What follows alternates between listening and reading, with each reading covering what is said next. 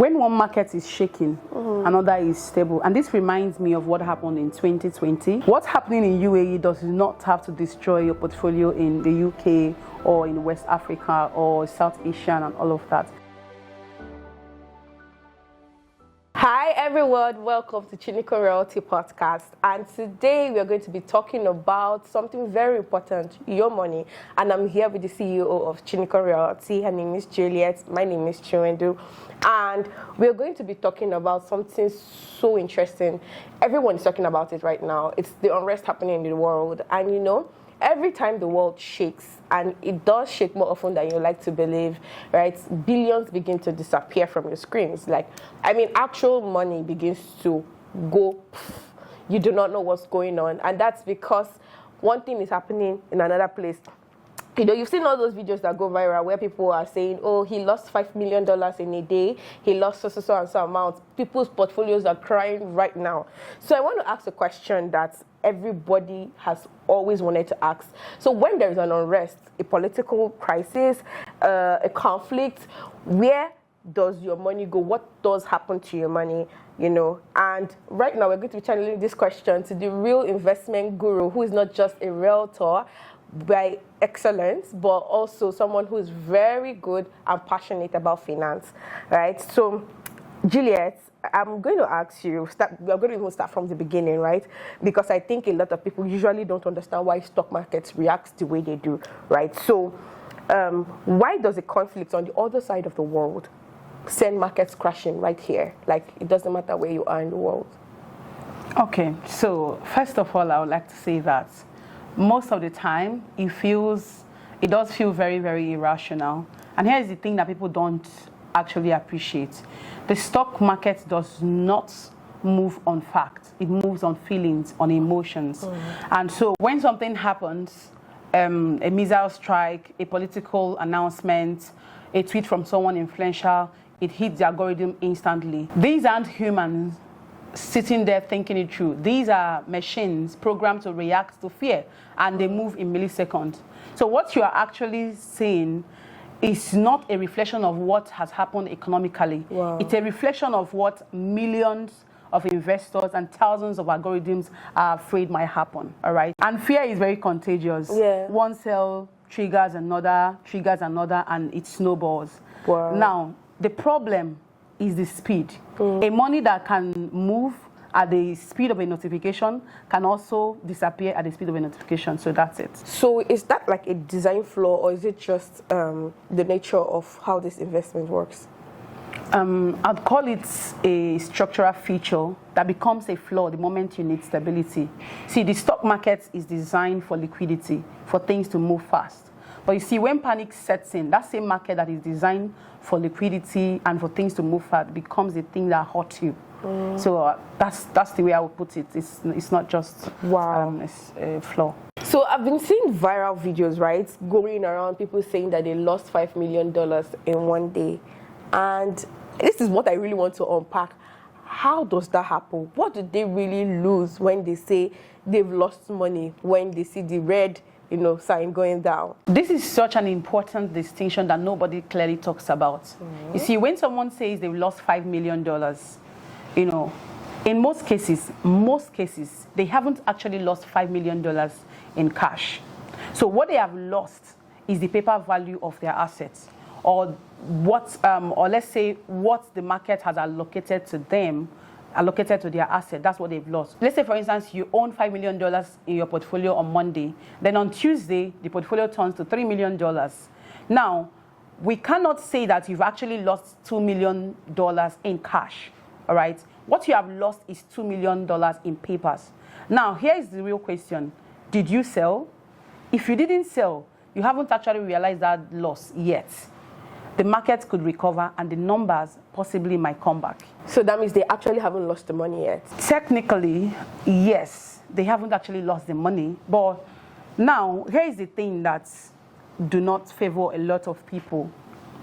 Most of the time, paper losses often crystallizes actual loss. Why? Because it is not every investor that have the capacity to wait for the markets to recover. Let's say, for instance, you you put up an investment, and now you need to pay your children's school fees, you need to fund your business, you need to fund your mortgage and all of that, and now the market is down. And most of the time when the market is down, we do not actually know at exactly when the market would recover. Now you don't have the patience to wait till when the market recovers before you can do all of these things. So I would say that most of the time, and oftentimes, this thing favors those who do not actually have the need for that money. So especially the wealthy people who just put up their investment there. So when markets happens like that, they just go for holidays, leave the market there, and then the market recovers. But not for an average investor or an average professional who is just trying to manage themselves and all of that. It doesn't happen like that, because most of the time you sell in that panic and all of those things, and then that loss that was on paper now crystallizes to a loss, to an actual loss. Now, you can contrast that with a property. Yes, the value of your property might fluctuate. It doesn't fluctuate by 5% in a day. Yeah. All right. And it does not vanish. Your property does not vanish because of a headline or because of war or anything. Your property does not vanish. And the value of your property is not dependent on one red line chart, one red line chart. So I would say, yeah, so that's what it is. So we're going to push back for a bit, right? Because right now, financial advisors are already watching this and they're like, no, stay calm. If you zoom out a little bit, you see the market always recovers. Is that really true, or is it wrong? I want to know why financial advisors always say, stay calm, wait, it will always recover. It's not wrong. The market does historically recover. The S&P 500, for instance, they say, oh, the S&P 500 have been on the upward trajectory for a long period of timeline now. That's true. But I think that statement is based on an assumption that I think that is totally unfair to a lot of investors. Like, the assumption is you can wait. You have the financial cushion to wait for 10 years, 5 years, 2 years, 15 years, 15 years for the market to recover. The zoom out advice, I think, is for the generational wealth kind of people, those that have generational wealth. So when the market does things like that, you see them, they go on a holiday because they always have something to fall back to, because that's investment there is not what they are depending on. So for those that have generational wealth, those are the people that I would say, oh, they have the patience. That's zoom out advice. It's good for them because they have what it takes to actually wait. Not for an average professional and an average investor that is just trying to start up their life and all of that. Then you tell me I have the financial cushion to wait for honestly, 5 most years, people don't have for 10 years. I can't. Imagine somebody taking out their retirement money, or even let's say I'm starting up. And then I now heard about stocks, and then immediately I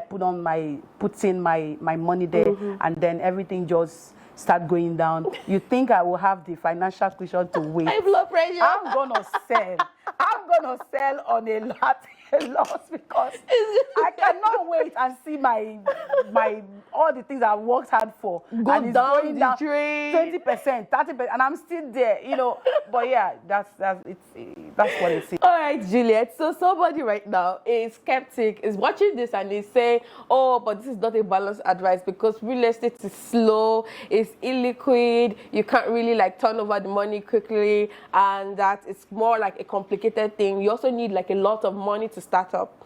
Now I want you to convince them that this might not really be true like the way they see it.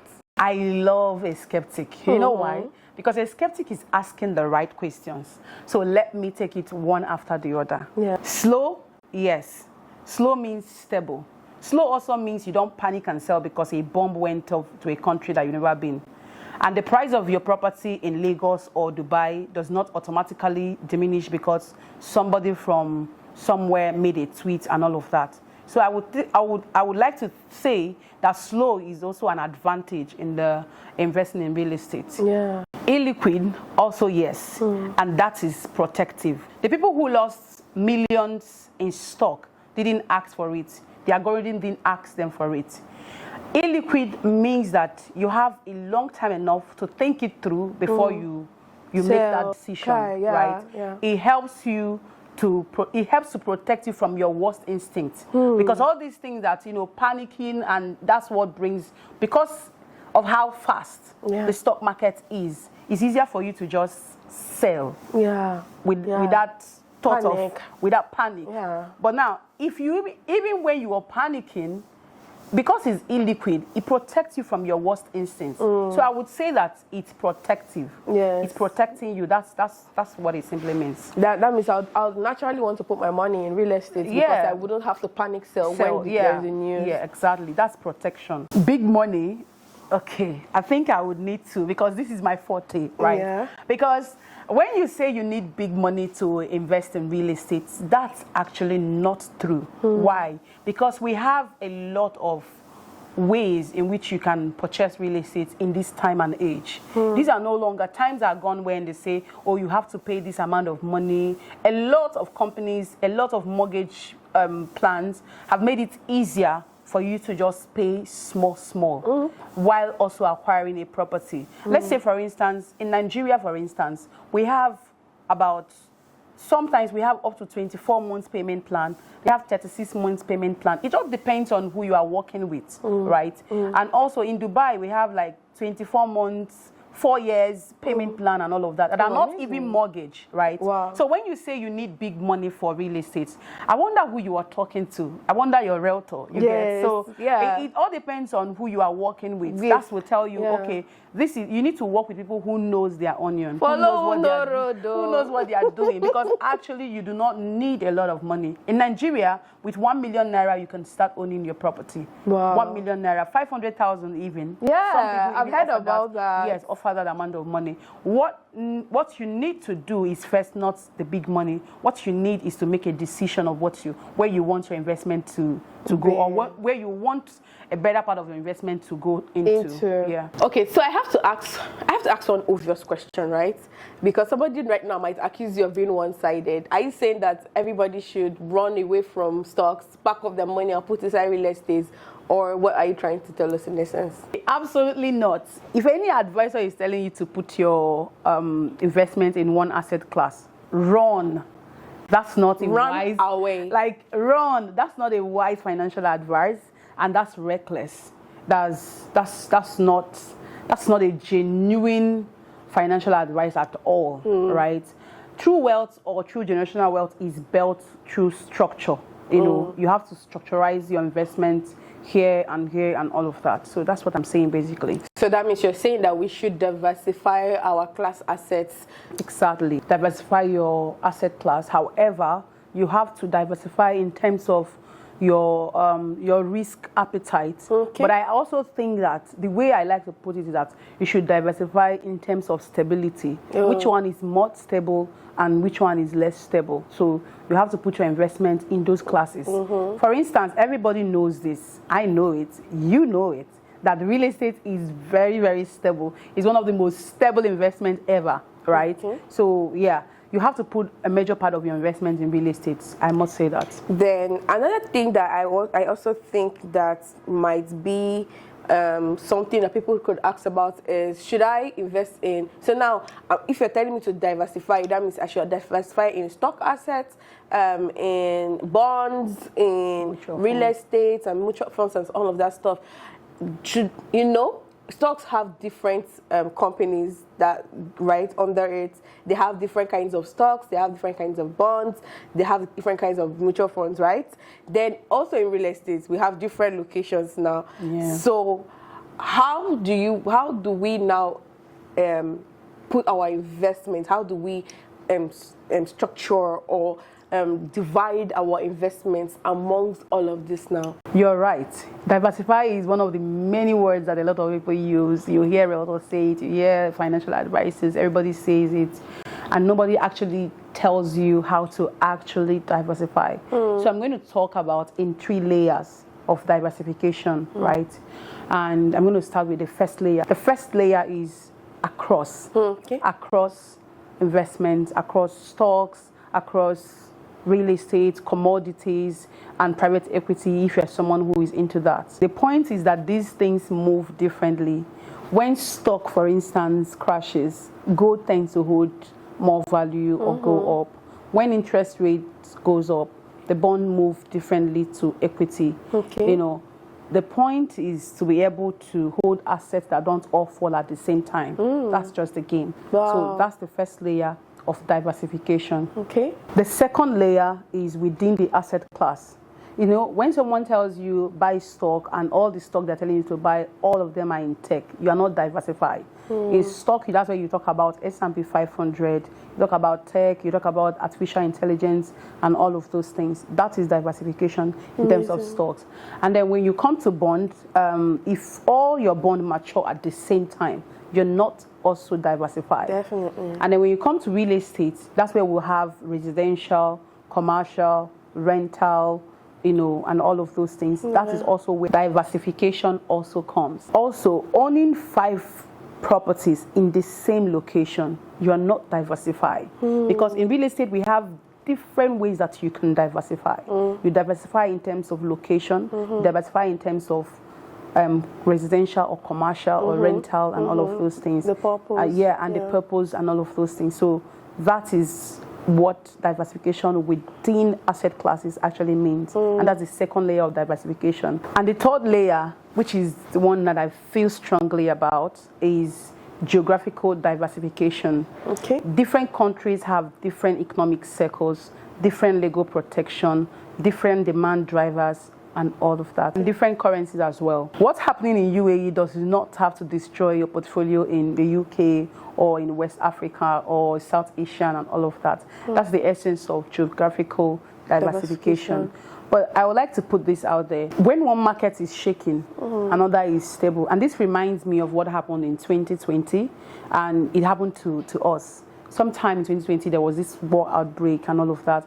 And my parents had put all their investment in one location. And now there was war. There's war in this place and all of that. And we have to move back to another location and start all over again. This is something that could have been avoided if my parents had had this knowledge of diversifying within in different places. That is to say that smart investors don't diversify what they own. They diversify where they own it. Oh, amazing. That third one is something I've never heard laid out like that. Geographic diversification. Yes, because people want to invest where they are most comfortably, and it's usually where they live. Exactly. And that's understandable, but it's also a risk. Your income, your cost of living, and your investments are all in the same market. That's a big risk. If anything goes wrong, everything goes wrong at once. The same time. So spreading geographically is a way of reducing the risk so that you don't hit all at the same time. Amazing, Juliet. So I have one last question for you. If the world froze tomorrow, no warning, nothing, a real crisis broke out tomorrow, what exactly would still be yours? Stable assets.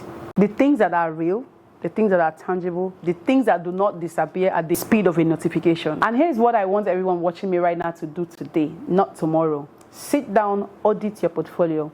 Ask yourself, am I concentrated? Are all my eggs in stock? Are all my investments in one location? Are they all in one sector? If the answer is yes to any of these questions, you are more vulnerable than you think. Wealth isn't about chasing the highest returns. Wealth is about building something that survives. Resilient portfolios survives headline. Concentrated ones, they don't. And if you're not sure where to start, that's what Chinnycon Realty is here for. We don't just sell properties. We help people think about where they are, where they want to be, and how to structure a portfolio that can weather whatever comes next. Thank you so much, Juliet. This has been such an interesting and engaging conversation in investment I've really had in a long time. Thank you so much for having me. And thank you to everyone that is watching us right now. Yeah. Your money deserves this conversation. Good luck, Ed. Yeah.